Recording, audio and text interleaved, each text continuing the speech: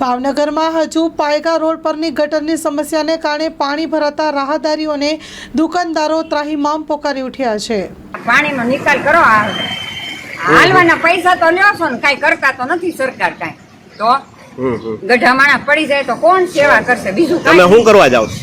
કામ હે ભાઈ। હા હા, એ જવા માટે ગટરના પાણી ટોટો ગેરેજ મારું છે આ રોડ ઉપર, અને આ રોડ ઉપર અવારનવાર પાણી ભરાય છે, કોઈ ધ્યાન જ નથી દીધું। 2-3 વાર આવી રીતે અમે છાપામાં આપેલું છે, વર્કશોપમાં વિડીયોમાં આપેલું છે। કમિશનર સાહેબ, જજ સાહેબ, પોલીસવાળા બધા અહીંથી હાલીને નીકળે, બધાને દેખાય છે, બધાની આંખું બંધ છે, એનું કારણ કાંઈ સમજાતું નથી। અમે ધંધા વગરના હેરાન છીએ, કોને કહેવા જવું? અમારે જે છે એ પ્રેસવાળાને બોલાવીને છપાવી છે, અમારું કોઈ ધ્યાન દેતું નથી।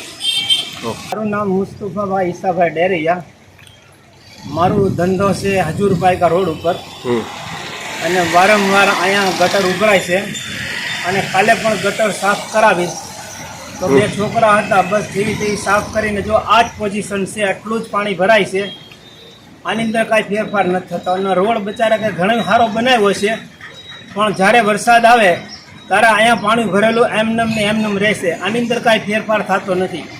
જ્યારે રોડમાં પાણી આવી જાય છે ત્યારે મારે 2 વ્હીલરનું ગેરેજ છે, આમાં પછી કસ્ટમર અમારે આગળ આવતા નથી। વરસાદનું પાણી તે અહીંયા આવે છે, વરસાદનું પાણી એમનેમ ને એમનેમ ભરેલું રહે છે।